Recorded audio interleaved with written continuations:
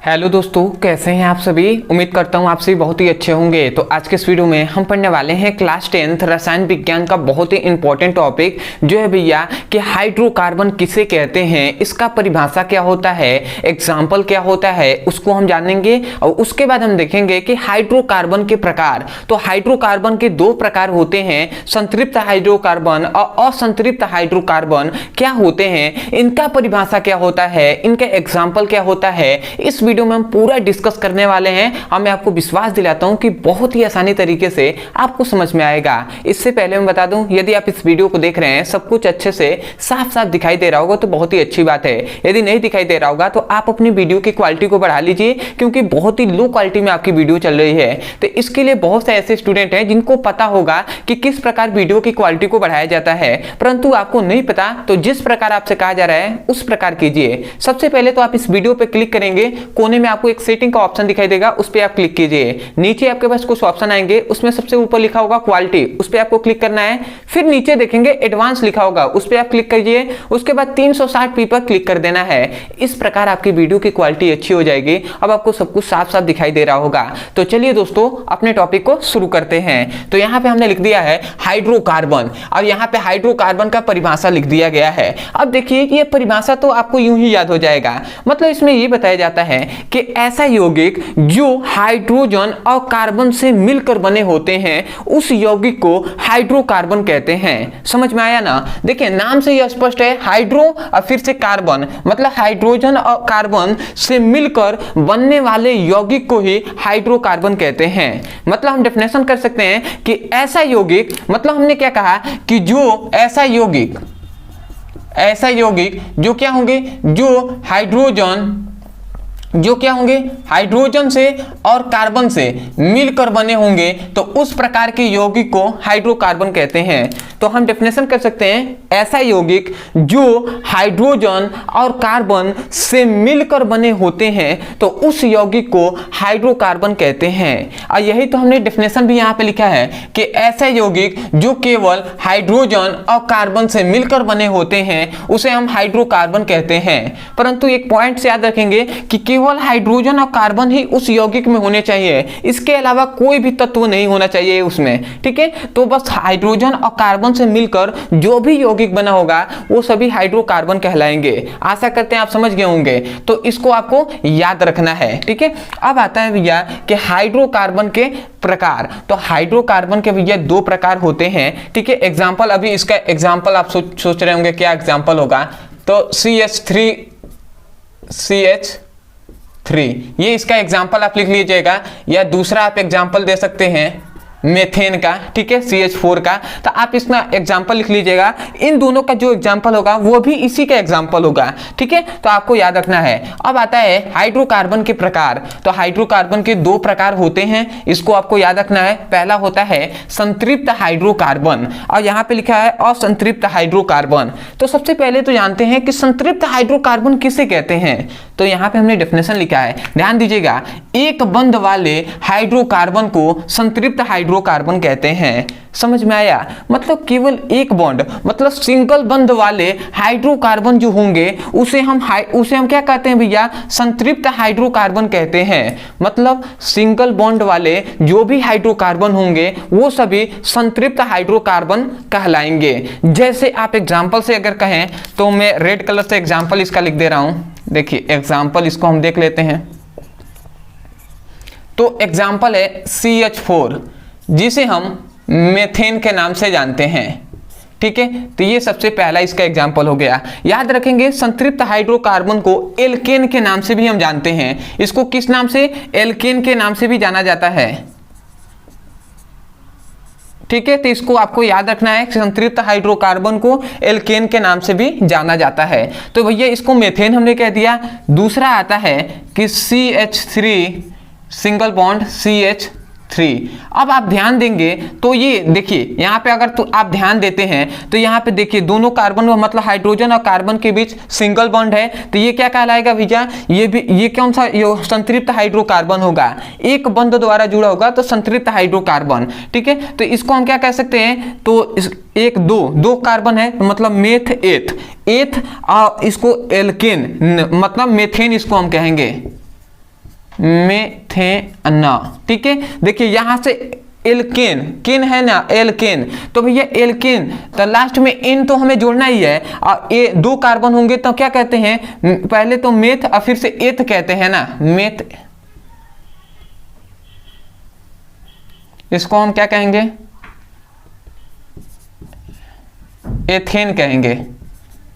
ठीक है, इसको हम क्या कहेंगे, एथेन कहेंगे, क्योंकि एक जिसमें 1 कार्बन हो उसे हम मेथेन कहते हैं, जिसमें 2 कार्बन हो उसे हम एथेन कहते हैं। और तीसरा कि मान लेते हैं, एक और एग्जांपल हम दे दें, CH3 सिंगल बॉन्ड CH3 और एक और CH3, देखिए दोनों में सिंगल ही बॉन्ड है, तो इसको मेथ एथ प्रो, तो प्रोपेन इसको नाम हम दे देंगे, प्रोपेन इसका नाम है।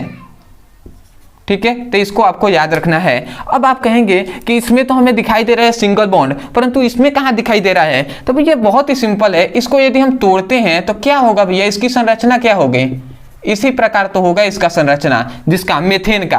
तो देख रहे हैं ना, इसमें सभी में सिंगल बॉन्ड है कि नहीं है, बिल्कुल है। ठीक है, तो और ये क्या है, देख रहे हैं, मतलब संतृप्त नाम इसको क्यों दिया गया, क्योंकि ये पूरी तरीके से संतृप्त है, संतुष्ट है। देख रहे हैं ना, इसको जितने क्या है जो हाइड्रोजन चाहिए उतना ही हाइड्रोजन लिया हुआ है। ठीक है, तो इसलिए ये संतृप्त है, तो इसे हम क्या कहेंगे, संतृप्त हाइड्रोकार्बन कहेंगे।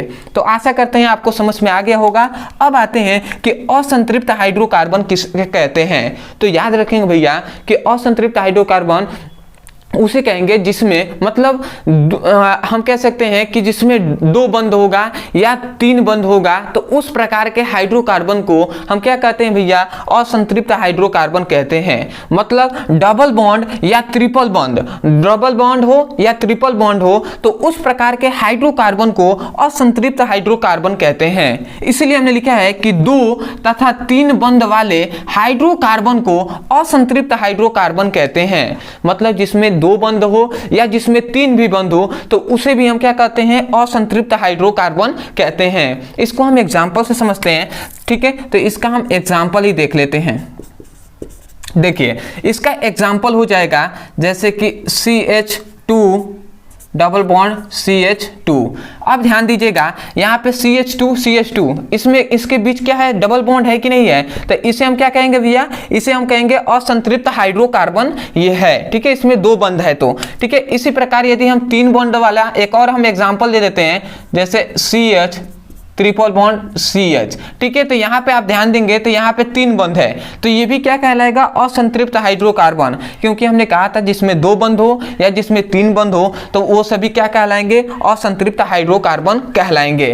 अब आप सोच रहे होंगे कि भैया इसका नाम क्या होगा, तो नाम जानने से पहले ये याद रखेंगे कि जो असंतृप्त हाइड्रोकार्बन होता है इसे हम एल्केन, एल्काइन,